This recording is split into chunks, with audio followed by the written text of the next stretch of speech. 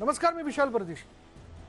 आजच्या दिवसातली चर्चेतली बातमी, कोकणातील प्रस्तावित नाणार रिफायनरी प्रकल्प रद्द करण्यात आला होता।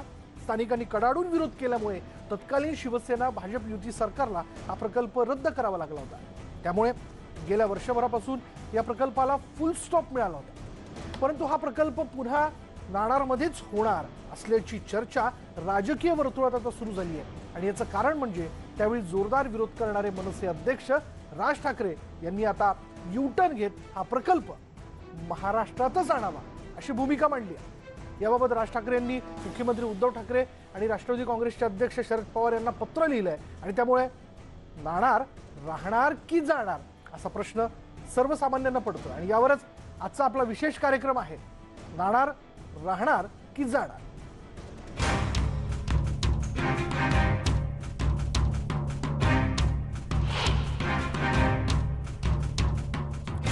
सुरुवातीला आपण बघणार आहोत याचबद्दलचा स्पेशल रिपोर्ट। नाणारचा प्रकल्प महाराष्ट्रामध्ये कोकणामध्ये होणार नाही म्हणजे होणार नाही, कोणत्याही परिस्थितीत होणार नाही। काय राज्य सरकारला काय करायचं ते त्यांनी करावं। कोकणातील नाणार तेल शुद्धीकरण प्रकल्पाला कडाडून विरोध करणाऱ्या मनसे अध्यक्ष राज ठाकरेंच्या भूमिकेत आता मोठा बदल झालाय। कोरोनामुळे मंदावलेल्या राज्याच्या अर्थचक्राला गती द्यायची असेल तर हा प्रकल्प महाराष्ट्रातच व्हायला हवा असं मत राज ठाकरेंनी मांडलंय। याबद्दल राज ठाकरेंनी राष्ट्रवादीचे अध्यक्ष शरद पवार आणि मुख्यमंत्री उद्धव ठाकरे यांना पत्र लिहिलंय। या प्रकल्पाच्या विरोधात काही स्थानिकांची असलेली भावना लक्षात घेऊन महाराष्ट्र नवनिर्माण सेनेसकट सर्व राजकीय पक्ष त्यांच्या पाठीशी उभे होते। पण आज परिस्थिती वेगळी आहे। आज एकही नवा उद्योग अथवा एकही परदेशी गुंतवणूक महाराष्ट्राबाहेर जाणं आपल्याला परवडण्यासारखं नाही। अन्यथा औद्योगिकरणात अग्रेसर महाराष्ट्र ही राज्याची ओळख पुसायला वेळ लागणार नाही असंही राज ठाकरेंनी या पत्रात म्हटलंय। राज ठाकरे यांच्या पत्राचं भाजपच्या नेत्यांनी स्वागत केलंय। वैज्ञानिक दृष्टिकोनातून या प्रकल्पाचा वेध घेतला पाहिजे, विचार केला पाहिजे आणि असे प्रकल्प हे राज्याच्या उन्नतीमध्ये मोठं योगदान देत असल्याने याकडे गंभीर विषय म्हणून बघितलं पाहिजे। विरोधाला विरोध करणे किंवा राजकारणासाठी विरोध करणे या भूमिकेतून आम्हा सर्वांना चिंतन करण्याची आवश्यकता आहे। मी सन्माननीय राज ठाकरेंचं स्वागत करतो की त्यांनी एक चांगली भूमिका या निमित्ताने घेतली आहे। मनसेच्या या भूमिकेवर आमदार नितेश राणेंनी देखील पाठिंबा दर्शवत शिवसेनेवर सडकून टीका केली आहे। नाणारचा विरोध करण्याच्या मागचं त्यांचं उद्दिष्ट वेगळं आहे। आता आम्ही असं ऐकलेलं आहे की नाणारच्या मुख्य कंपनी बरोबर त्यांच्या मागच्या दरवाजानी सगळी चर्चा सुरू आहे, पण जसं बोलताना जोपर्यंत आकडा ठरत नाही तोपर्यंत तुम्हाला होकार येताना दिसणार नाही। म्हणून ज्या दिवशी शिवसेनेचं समर्थन तुम्हाला नाणारला ऐकायला भेटेल समजायचं आकडा ठरलेला आहे आणि त्यामुळे शिवसेनेचं समर्थन आलेलं आहे। दरम्यान राज ठाकरेंच्या पत्रानं आता शिवसेनेचा विरोध नमणार की प्रकल्पाला विरोध कायम राहणार हे पाहणं औत्सुक्याचं ठरणार आहे। Bureau report, news 18 Lokmat, Mumbai. आणि याचबद्दल आपण चर्चा करणार आहोत। भाजपचे नेते प्रमोद जठार आणि मनसेचे प्रवक्ते अविनाश अभ्यंकर दोघं देखील आपल्या बरोबर आहेत। सुरुवातीला मी अविनाश अभ्यंकर यांच्याकडे जातोय। अविनाश अभ्यंकरजी, हे नाही लक्षात आलं, ठीक आहे, म्हणजे ही काळाची गरज वगैरे हे सगळे मुद्दे आपण पुढे आणताय, पण सुरुवातीला तर मनसेनेच या प्रकल्पाला सगळ्यात जास्त विरोध केला होता। तुमच्या काय लक्षात नाही आलं? आपण जर पत्र नीट वाचलं असेल चारपानी साहेबांचं तर त्याच्यामध्ये उत्तम उल्लेख केलेला आहे की त्यांना काय म्हणायचं आहे। विरोध केला होता तेव्हाची असलेली परिस्थिती आणि सध्या असलेली संपूर्ण देशात किंबहुना आपण जर महाराष्ट्राचा विचार केला तर महाराष्ट्र राज्यामध्ये जी आता परिस्थिती आहे कोविड सदृश, त्यांनी कोट्यावधी लोकांच्या नोकऱ्या गेलेल्या आहेत, नंबर 1। नंबर 2, आता जर तुम्ही तिकडे बघितलं तर हा 3 लाख कोटीचा प्रकल्प जाणं हे महाराष्ट्र राज्याला आर्थिकदृष्ट्या परवडेल काय, जेव्हा शासनच म्हणते की आम्ही कंगाल झालेलो आहोत। नंबर 3 की काही महिन्यापूर्वी आपण असेच म्हणजे शासनाने निर्णय न घेतल्यामुळे एक मोठा प्रकल्प हा बेंगळुरूमध्ये गेला, जर तुम्हाला आठवत असेल टेस्ला त्याचं नाव, आलं का लक्षात? आणि ही सद्य परिस्थिती बघता काय निर्णय हे त्या परिस्थितीनुसार तुम्हाला घ्यायला लागतात। त्यामुळे आताची परिस्थिती अशी आहे की कोकणी माणूस, कोकणी अस्मिता, त्यांना होत असलेला त्रास आणि गेलेल्या नोकऱ्या, ह्या तिकडे जर तुम्ही पत्र नीट वाचलं तर त्या पत्रामध्ये संपूर्ण सगळ्या गोष्टींचा उल्लेख केलेला आहे की हा प्रकल्प कशा प्रकारे पूर्ण करायला पाहिजे. तर पहिलं कोकणी माणसाला संपूर्ण विश्वासामध्ये घेऊन त्याच्या ज्या काही शंका असतील, तिकडे जी काय परिस्थिती असेल, त्या सगळ्या शंका ह्या तज्ज्ञांशी बसून दूर केल्या पाहिजेत. नोकरीमध्ये प्राधान्य हे कोकणी माणसाला मिळालं पाहिजे. त्याच्यानंतर त्या माध्यमातून होणारे जे लघु उद्योग आहेत त्याच्यामध्ये प्राधान्य सुद्धा कोकणी माणसालाच मिळालं पाहिजे. आलं का लक्षात? त्यामुळे आता नुसता हा विरोधाला विरोध किंवा नुसतं समर्थन नाहीये, तर संपूर्ण विचार करूनच हा निर्णय घेतलेला आहे. कारण हे अजून कोविड किती महिने किती वर्ष चालणार आहे माहित नाही. आणि अजून जर बेकारीची कुऱ्हाड जर आली तर, आणि हा जर प्रकल्प इकडनं गेला तर ते आपल्यासारख्या राज्याला जे आता आर्थिकदृष्ट्या कमकुवत आहे हे परवडण्यासारखं नाही. आणि आपण जर पत्र नीट वाचलं, त्याच्या संपूर्ण पॅराचा अभ्यास केलात तर कुठेही घाईघाईने हा निर्णय घ्यायचा नाही आहे. सर्व त्यांना ज्या मनात शंका आहेत कोकणवासियांना त्या संपूर्ण दूर करून कुठेही प्रेशर टॅक्टिक्स न वापरता हा प्रकल्प तुम्ही पुढे न्यावा आणि त्याच्यामध्ये त्या सर्वांच्या शंकांचं निरसनही झालं पाहिजे, हे मला वाटतं त्या पत्रात म्हटलेलं आहे. आणि आता महाराष्ट्र फर्स्ट, कारण आता कसं आहे, महाराष्ट्र जगला पाहिजे काही झालं तरी, असे प्रकल्प सतत जाऊन चालणार नाही. त्यामुळे असं मला वाटतं स्वतः. बरं, मी आपल्याकडे येतोच अविनाश अभ्यंकरजी. मी जातोय आता प्रमोद जठार यांच्याकडे. प्रमोद जठारजी, ठीक आहे, आपल्या पक्षाचे वरिष्ठ नेते जी भूमिका मांडतायत त्यांनी समर्थन व्यक्त केलेलं आहे. राज ठाकरेंच्या पत्राचं, त्यांच्या भूमिकेचं स्वागत त्यांनी केलेलं आहे आपल्या ज्येष्ठ नेत्यांनी.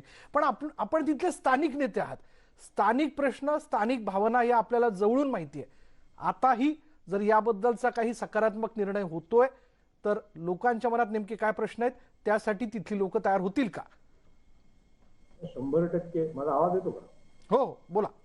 100% तिथली लोक तयार होतील. माझी तर विनंती आहे, राज ठाकरे साहेबांनी महाराष्ट्र धर्माला जाऊन या सगळ्या प्रकल्पाचा अभ्यास केला आणि ते स्वतःहून 2 पावलं पुढे आले की त्यांच्या एका निराळ्या पद्धतीने या प्रकल्पाला त्यांनी समर्थन दिलं. मी प्रथम कोकणी जनतेच्या वतीने आणि मला वाटतं जे समर्थक मंडळी आहेत त्या सगळ्यांच्या वतीने राज ठाकरे साहेबांचे आभार मानतो, अभिनंदन करतो. एका ठाकरे साहेबांना या प्रकल्पाची माहिती कळली, त्याने त्याला संमती दिली. मला विश्वास आहे दुसरे ठाकरे साहेब जे मुख्यमंत्री आहेत त्यांनी सुद्धा याचा जर योग्य प्रकारे अभ्यास केला तर ते सुद्धा भविष्यामध्ये याला समर्थन देतील असा माझा विश्वास आहे. माझं तुमच्या माध्यमातून या सगळ्या जनतेला किंवा सगळ्या पक्षाच्या मंडळींना सांगणं आहे की आज 80% कोकणामधली घरं बंद आहेत बाबांनो. कोकणामध्ये हाताला रोजगार राहिला नाही. कोकण मायग्रेट होत आहे. सिंधुदुर्गात 7-8 लाख लोकसंख्या कमी आली. 4 आमदार होते, 3 झाले. हळूहळू 2 आमदारांची संख्या होईल. रत्नागिरी जिल्ह्यातली 15 लाखाची लोकसंख्या हळूहळू कमी होत चाललेली आहे. मला वाटते मायग्रेशन थांबवायचं असेल आणि या सगळ्या गोष्टीवरती रामबाण उपायाच्या कोविडच्या पार्श्वभूमीवरती वर्क फ्रॉम होम ज्याला असं म्हणतो तसं वर्क फ्रॉम कोकण असं म्हटलं तर मला वाटते या महाराष्ट्रातलीच नव्हे, देशातलीच नव्हे, ते विदेशातली आमची तरुणी सुद्धा घर वापसी होईल, घरामध्ये परत येतील आणि वर्क फ्रॉम होम आणि वर्क फ्रॉम कोकण मला वाटते योग्यरित्या होईल. आणखीन एक मुद्दा मी तुम्हाला या निमित्ताने सांगतो की ज्या लोकांना, मी त्यांचा पण आदर करतो की ज्यांचा अजूनही विरोध आहे, ज्या लोकांना माझी तुमच्या माध्यमातून, या मीडियाच्या माध्यमातून, तुमच्या या टीव्हीच्या चॅनलच्या माध्यमातून माननीय मुख्यमंत्र्यांना सुद्धा सांगणार की ज्यांना जागा द्यायची नाही त्यांची जागा नका घेऊ, पण ज्यांच्या जागा द्यायच्या आहे त्यांचा सन्मान करा. 80% जास्त लोक, म्हणजे 8,000 एकरपेक्षा जास्त लोक आपली संपत्ती पत्र घेऊन तुमच्याकडे येत आहेत. ज्यांना जागा द्यायची त्यांची जागा घेऊन नका घेऊ, आमचं काही म्हणणं नाही. मी तुम्हाला आणखीन एक सांगतो, पूर्वी या प्रकल्पामध्ये जवळजवळ 4 लाख कलम त्या ठिकाणी जाणार असं काही सांगत होते. आज त्या ठिकाणी प्रकल्पाचा एकूण विस्तार त्यांनी रिवाईज केला, त्याच्याप्रमाणे आता माझ्या माहितीप्रमाणे 88,000 कलम फक्त त्या ठिकाणी जातात. पूर्वी 15 मंदिरं त्या प्रकल्पात जात होती. आता हा प्रकल्प थोडा आणखीन रिवाईज केला. आता असं लक्षात येते की फक्त 2 मंदिरं त्याच्यामध्ये त्या प्रकल्पामध्ये जातील.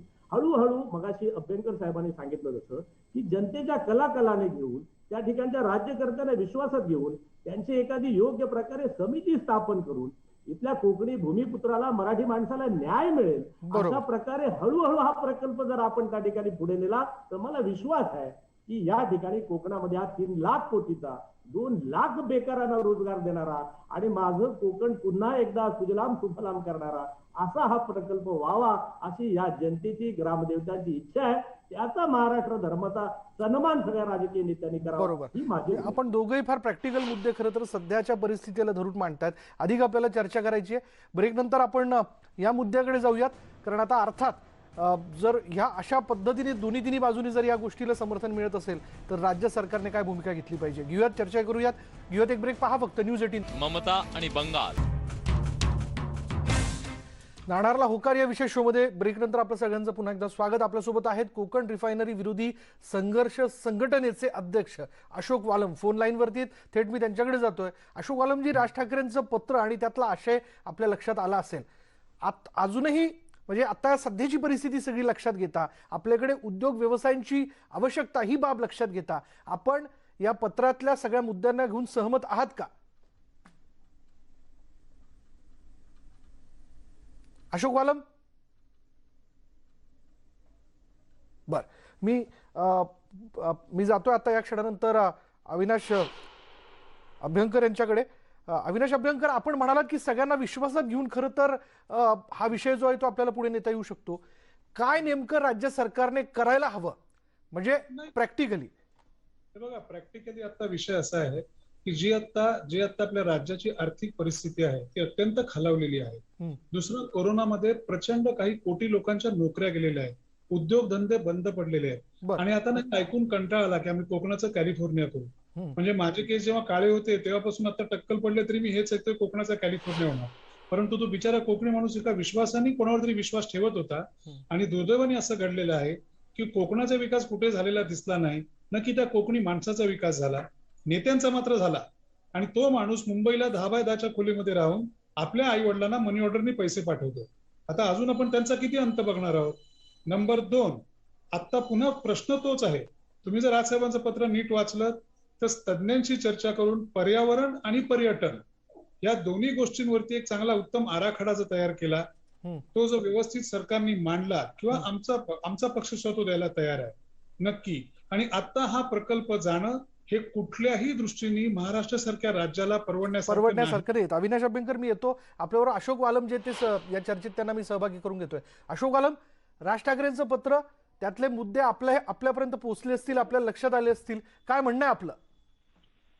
नाही, मी तर सर्वप्रथम राजसाहेब ठाकरेंचं मी आभार मानतो की त्यांनी ज्या वेळेला आम्हाला खरोखर कोकणी जनतेला गरज होती विरोधाची आणि पाठिंब्याची, त्यावेळेला त्यांनी तसा पाठिंबा आम्हाला दिला. आणि महत्वाचं म्हणजे आज जर राजसाहेब काय पत्र दिलं आहे आणि त्या पत्रामध्ये काय मांडलेले मुद्दे आहेत, त्या मुद्द्याला जर तसं बघितलं तर एक मुद्दा त्या पत्रामध्ये असा होता की गाडगीळ समितीचा, आणि माझ्याकडे गाडगीळ समितीचा अहवाल, आम्ही स्वतः गाडगीळ सरांना भेटलो जाऊन, आणि तो अहवाल आहे. त्या अहवालामध्ये पश्चिम घाटाबरोबरच रत्नागिरी जिल्हा आणि सिंधुदुर्ग जिल्हा हेही अभ्यासासाठी दिले होते. त्या दोन्ही जिल्ह्यांचा अभ्यास केल्याच्या नंतर त्या अहवालामध्ये त्यांनी नमूद केलेलं आहे गाडगीळ सरांनी की ह्या कोकणामध्ये दोन्ही जिल्ह्यामध्ये असले कुठलेही प्रकल्प प्रदूषणकारी रेड कॅटेगरीचे येता कामा नये. हा महत्वाचा मुद्दा आहे. आणि दुसरी गोष्ट अशी आहे की आज जर का समर्थक वाढले अशी जो चित्र निर्माण केलं जात आहे तो चुकीचा भाग आहे. तिथले स्थानिक जे आम्ही ग्रामस्थ आहोत, आम्ही प्रकल्पग्रस्त आहोत, आमचा प्रकल्पाला ठाम विरोध आहे. तेव्हाही होता, आजही आणि उद्याही असणार. कारण असले प्रकल्पच का, जर कोकणाचा विकास करायचा हवा असेल, कोकणातल्या लोकांच्या हाताला कामधंदा द्यायचा असेल तर अनेक कोकणामध्ये तुम्ही प्रकल्प आणू शकता, जसं की आंबा, काजू, फणस, रतांबा, बांबू यावर प्रक्रिया करणारे प्रकल्प आणा. आम्ही त्यांचं स्वागत करू. आता उच्च तंत्र शिक्षण मंत्री सन्माननीय उदयजी सामंत यांनी इनोव्हेशन सेंटरच्या माध्यमातून तिकडे प्रकल्प आणण्यासाठी घोषणा केली. आम्ही त्यांचं स्वागत केलंय. आम्ही आमच्या जमीन जागा देऊ द्या ना. असे काहीतरी प्रकल्पांना एवढे दिवस राजकारणी लोकांनी, आजपर्यंत कुठल्याही राजकीय पक्षाच्या नेत्यांनी कोकणाकडे खरंच आहे ते दुर्लक्ष केलं. कारण कोकणामध्ये ज्या पद्धतीने धंदे व्यवसाय यायला पाहिजे होते आजपर्यंत आले नाहीत. हे दुर्दैव आहे. थोड्यापूर्वी असं म्हणाले की 80% लोक, प्रमोद जठार थोड्यापूर्वी असं म्हणाले की 80% स्थानिक हे जमिनी द्यायला तयार आहेत. सरकारने 80% लोक कोण आहेत माहिती आहे काय? माझ्याकडे आता ती दाखवतो मी तुम्हाला. माझ्याकडे ते 80% लोक, हे बघा, गुजराती मारवाडी, ते 250 गुजराती मारवाडी, शाह, झुंझुनवाला, हे जैन हे लोक आहेत ते 80% ते ह्या लोकांबरोबर शेतकऱ्यांबरोबर खोटे करारनामे, खोटे आधार कार्ड, खोटी पॅन कार्ड अशी बनवून जे लोकांच्या लुबाडलेल्या जमिनी आहेत त्या आज मालक म्हणून झालेले आहेत. आणि येतो ते अविनाश लोकं अभ्यंकर सांगतायत की आपल्याकडे आम्ही येतो. 80% आमच्याकडे येतो, प्रमोद जठर आहे. आपल्याकडे आम्हाला येतो. सरकारने परमिशन द्यावं, आम्ही रस्त्यावर उतरून दाखवतो किती विरोध आहे तो. बर घेऊयात यांनी मांडलेल्या आरोपांवरती आपण उत्तर घेऊयात. मी येतो आपल्या दोघांकडे येतो. ब्रेक नंतर दोघांनाही मी पूर्ण वेळ देणार आहे. घेऊयात एक ब्रेक. पहा फक्त न्यूज 18 लोकमत. आणि ब्रेकनंतर थेट मी जातोय याच विषयाला घेऊन अविनाश अभ्यंकर यांच्याकडे. अविनाश अभ्यंकर, ब्रेकपूर्वी आपल्याला काही मुद्दे ऍड करायची इच्छा होती, काय नेमकं म्हणणं आहे आपलं? नाही, कसं आहे, विरोध आहे त्या विरोधाचा आम्ही नक्की त्याला रिस्पेक्ट करतो, परंतु तो किती टोकाचा करायचा सद्य परिस्थितीमध्ये ह्याचाही विरोधकांनी विचार केला पाहिजे. एकेकाळी विरोध आम्हीही केला होता, तेव्हा परिस्थिती वेगळी होती. परंतु आता जर सकाळी जेवलं तर संध्याकाळी ताटात काय असेल ही भ्रांत संपूर्ण देशात आणि महाराष्ट्रात प्रत्येकाला आहे. त्यात तुम्ही जर कोकण हा जर एक विचार केलात तुम्ही, तर त्याच्यामध्ये वर्षानुवर्ष तिथे अन्याय झालेला आहे. कारण आपण ऐकतोय कोकणाचं कॅलिफोर्निया होणार, आता विविध प्रकल्पांची नावं त्यांनी केली, पण ती आजपर्यंत 25-30 वर्षात का नाही आली? का कोकणी माणसाला मागे ठेवलं गेलं? का त्याला न्याय का नाही दिला गेला? आणि जर हा एक प्रकल्प येतोय तर पुन्हा माझं म्हणणं तेच आहे, औद्योगिकरणात अग्रेसर महाराष्ट्र हा जर प्रकल्प गेला तर ही आपली ओळख राहील का? काही महिन्यापूर्वी आधी एक प्रकल्प बेंगळुरूला गेलेला आहे. आणि दुसरं, तुम्ही पर्यावरणाचा समतोल राखून तिथे पर्यटन चांगलं उत्तम प्रकारे करू शकता. निसर्गाची हानी न होता किंवा तिचं हानी झाली असेल तर ती योग्य प्रकारे भरून त्या कंपनीवरती वेगळ्या प्रकारची हे टाकून त्याला कंडिशन्स टाकून तुम्ही सांगू शकता की तिथे उत्तम जर उद्योगधंदे आले तर जो कोकणी माणूस जो सतत मायग्रेट होतोय मुंबईला म्हणा, पुण्याला म्हणा, ठाण्याला म्हणा, तो होणार नाही असं आपलं म्हणणं आहे. मी जातोय प्रमोद जठार यांच्याकडे. प्रमोद जठार, ब्रेक पूर्वी अशोक वालम यांनी जमिनीच्या विषयाला घेऊन जो मुद्दा मांडला काय नेमकी वास्तविकता आहे? मी तुमच्या माध्यमातून ऐकायला येतोय ना? हो बोला. तुमच्या माध्यमातून अख्ख्या महाराष्ट्रातील जनतेला माझं सांगणं आहे, माझं सरकारी पक्षाला सांगणं आहे की हा कुठल्याही प्रकारचे तंटामुक्ती अध्यक्ष नसलेला हा तंटा आहे. त्यामुळे माननीय मुख्यमंत्र्यांना माझी पहिली विनंती आहे की वालम साहेब सांगतात ते खरं, विनायक राऊत सांगतात ते खरं, प्रमोद जठार सांगतात ते खरं, समर्थक मंडळी सांगतात ते खरं, राज ठाकरे साहेब सांगतात ते खरं, कोणाचं खरं आणि कोणाचं खोटं हे निश्चित करण्यासाठी उभ्या महाराष्ट्रामध्ये या प्रकल्पावरती आधी एक तंटामुक्ती अध्यक्ष नेमा.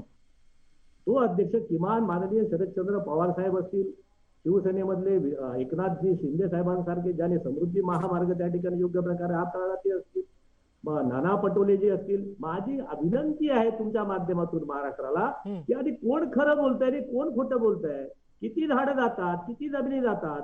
मला एकच सवाल तुमच्या माध्यमातून या सगळ्या उभ्या जनतेला विचारायचा वालम साहेबांना विचारायचा. मुंबई मधली रिफायनरी जी आपली आहे माहूल मधली, त्याच्या 10 किलोमीटर एरियल डिस्टन्स मध्ये 3 कोटी जनता राहते. बर, किती? 3 कोटी जनता. MMR रिजन बघा, 10 किलोमीटर एरियल डिस्टन्स मध्ये. आणि हा जो प्रकल्प होणार आहे तो 13,000 एकर मध्ये होणार आहे. त्यातल्या फक्त 2,000 एकर वरती प्रकल्प आहे. उरलेल्या 5,000 एकर वरती झाडं लावून त्याचं ग्रीन झोन तयार करणार आहेत. आणि उरलेल्या 5,000 एकर वरती त्या ठिकाणी असलेले इस्टॅब्लिशमेंट आहेत. म्हणजे जवळजवळ 5 ते 10 किलोमीटर एरियल डिस्टन्स मध्ये तिथे कुठल्याही प्रकारची जनतेची वसाहत करणार नाही, त्याच्या बाहेर ती करणार आहे. अशोक वालम यांच्याकडे जाऊयात. अशोक वालम, मला जठार साहेबांना सत्य परिस्थिती काय आहे ही समजून घेण्याची मी त्यांना विनंती करतो. विनाकारण काय इथे राजकारण कोणी करू नये. खरोखर आमच्या जीवनाशी उगाचपणे हा खेळ मांडलेला आहे. 2 वर्ष आम्ही जीवाच्या अंतकाने आम्ही लढलो आहे. वास्तविक जे सत्य आहे हे समोर येतच नाहीये. आम्ही त्या टायमाला वारंवार मीडियाच्या माध्यमातून तुमच्या माध्यमातून आम्ही हे सत्य जनतेसमोर आणलंय. आजही तिथे आमचा भूमिपुत्रांचा आणि त्या प्रकल्पग्रस्तांचा ठाम विरोध आहे. जे कोण सांगतात हे जे मगाशी मी तुम्हाला दाखवले 250 लोक यांची जमीन जी घेतलेली आहे आणि ती परत त्यांना आता मिळत नाहीये किंवा त्यांची जी गुंतवणूक झालेली आहे 950 कोटीची ही कुठेतरी ते अटकलेली आहे. त्यांना सोडवण्याचा सगळ्यांचा घाट आहे हे मला तिथे खास करून नमूद करायचं आहे. नाहीतर जो रद्द झालेला प्रकल्प तिथेच का केला जातोय हा मुद्दा मी तर सांगेन. ज्याचं प्रदूषण आणि हा मुद्दा आधी जरा बाजूला ठेवूया, पण तिथेच करण्यासाठी सगळी मंडळी का ठाम आहे?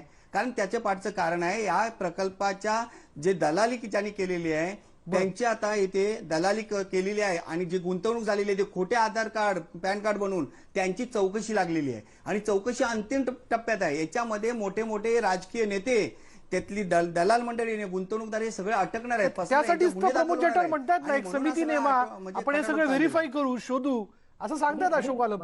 माझं म्हणणं आहे, ऐका जरा मला बोलायला द्यायचं नाही. या 2,500 वालम साहेब जी म्हणतात 2,500 एकर ती वगळून टाका, ती डिस्प्युटेड लँड ठेवा, ती परत शेतकऱ्यांना द्या. मी 2,500 एकरचं बोलतच नाहीये, परत शेतकऱ्यांना द्या. 2,500 एकरचं म्हणतच नाही मी. जी 8,500 एकर जमीन सांगताय ना तुम्ही, 8,500 एकर जमीन आमच्याकडे सगळे कागदपत्र आहेत, आमच्या हातात आहेत माझ्याकडे. माझं मोठं म्हणणं आहे, ही सगळी जमीन सोडा, त्याच्या पुढची कुठली जमीन असेल शेतकऱ्यांची ती घ्या रे. प्रकल्प जायला देऊ नका, हा त्यांचं म्हणणं आहे.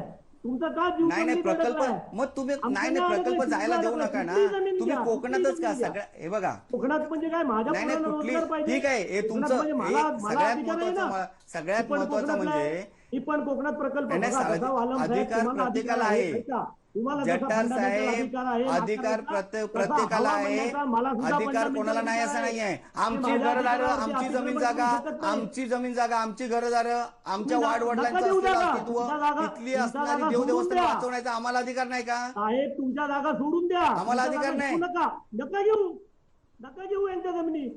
माझं तर सांगणे, नका तुमच्या जमिनी. नाही, मग जिथे ज्या प्रकल्पाला ऐकून घ्या, मग तिकडे ज्या ठिकाणी या प्रकल्पाची जर विदर्भ मराठवाड्यात तिकडे कोणी मागणी केली होती, तिकडे घेऊन जा ना, नागपूरला घेऊन जा. ज्यांना जमिनी घ्यायच्या त्यांच्या घ्या. हे कोण सांगणार यांच्या जमिनी घ्या आणि यांच्या जमिनी घेऊ नका?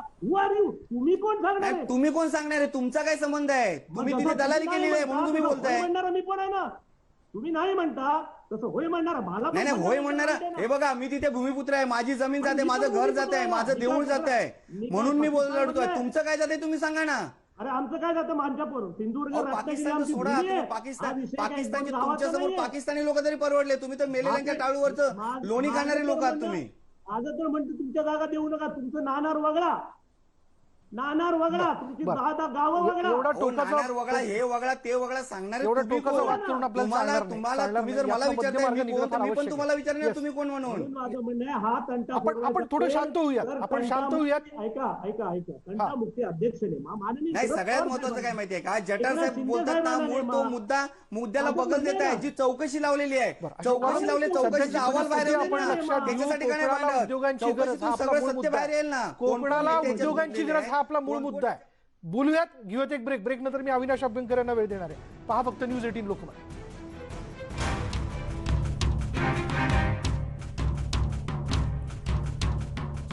आणि ब्रेक नंतर थेट मी जातोय अविनाश अभ्यंकर यांच्याकडे. अविनाश अभ्यंकर, यात कोणत्याही प्रकारचं दुमत नाही की कोकणी माणसाच्या हाताला काम मिळालं पाहिजे, उद्योग व्यवसाय कोकणात आले पाहिजे. ब्रेकपूर्वीची चर्चा आपण बघितली.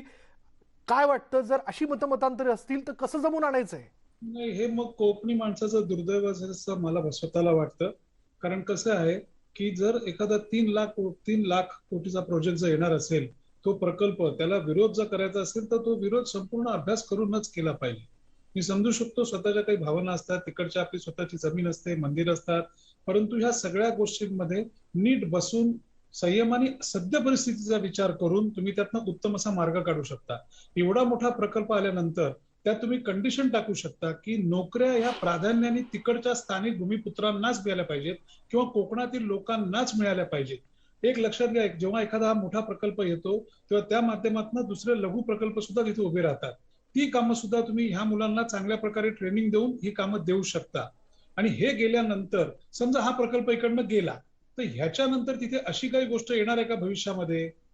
हे राजकारण हा विषय नाहीये, हा प्रॅक्टिकल विषय आहे. का कोकणी माणूस वर्षानुवर्ष रायगड असेल, रत्नागिरी असेल, सिंधुदुर्ग असेल, तिकडनं मुंबईमध्ये येणार, 10 बाय 10च्या खोलीत राहणार, थोडेफार पैसे कमवणार, इकडनं ते पैसे मनी ऑर्डरने आपल्या आई वडिलांना पाठवणार आणि स्वतःची घरं वर्षभर बंद. ही अवस्था आता अजून आपण किती वर्ष चालू ठेवायची आहे? आणि पुन्हा सांगतो, ही सद्य परिस्थिती आहे, ही इतक्या लवकर बदलणारी आहे का? कोणी तज्ञ मंडळी आहेत का की जे सांगू शकतात उद्या सकाळी जाणार आहे? बोलणं सोपं असतं की इकडे हा प्रकल्प आणा, आंब्याचा प्रकल्प आणा, किंवा ते आलेच पाहिजे, प्रश्नच येत नाही. निसर्ग म्हणजे मला कळत नाही कोकणाचा कॅलिफोर्निया काय करायचं आहे. कोकण हे कॅलिफोर्नियापेक्षा सुद्धा सुंदर आहे, परंतु त्याकडे फक्त हे भाषेपुरतच राहिलेलं आहे. आणि दुसरा मला एक विषय इथे मुद्दाम मांडायचा होता की 19 सप्टेंबर 2020ला दुसऱ्या एका मराठी चॅनलनी एक कार्यक्रम केला होता किंवा काय एक बातमी दिली होती, वृत्तांकन केलं होतं. त्याच्यामध्ये सन्मान्य जितेंद्र आव्हाडांना हे काही नाणार प्रकल्पाची लोक भेटली होती आणि त्यांना सांगितलं आम्ही 8,500 लोकांच्या संमतीचं पत्र तुमच्याकडे आम्ही देतोय, अशी बातमी त्याच एका दुसऱ्या तुमच्यासारख्या वाहिनीने केलेली होती. आणि त्यांनी सांगितलं होतं की आम्हाला ते खासदार भेटायला देत नाही. आलं का लक्षात? एखादी गोष्ट करायची असेल किंवा करायची नसेल, पण त्या लोकांना विश्वासात घेऊन ती केली पाहिजे. त्यांना गृहीत धरता कामा नये. एकदा म्हणता मी संवादाने हा विषय सुटू शकतो. अगदी बरोबर. माझ्याकडचा वेळ संपला प्रभू जठारजी आणि अशोक वालमजी. निश्चित संवादाने हा विषय सुटणं फार महत्वाचं आहे. कोकणी माणसाच्या हाताला काम मिळणं आवश्यक आहे. आणि जसं की इतरही ठिकाणाहून तो सूर येतोय की जर समोरासमोर बसलं, आपल्या शंका कुशंका जर समोर ठेवल्या तर त्या सोडवता येऊ शकतात. विरोधाला विरोध होणं हे काही योग्य नाही. यानंतर इथेच थांबूयात. पहा फक्त न्यूज 18 लोकमत.